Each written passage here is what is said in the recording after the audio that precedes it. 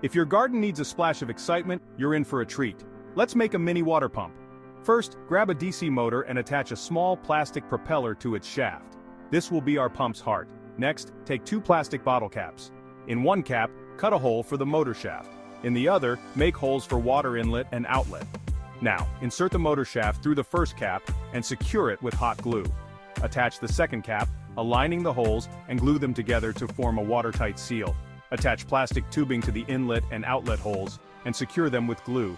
Connect the motor wires to a battery, ensuring the connections are tight. Test your pump by submerging the inlet tube in water and turning on the motor. Watch as water flows through your DIY creation. If it's not working efficiently, tweak the blade size, check the seals, and ensure your power supply is consistent. And there you have it, a mini water pump, perfect for small projects like watering plants or circulating water in an aquarium. Happy tinkering!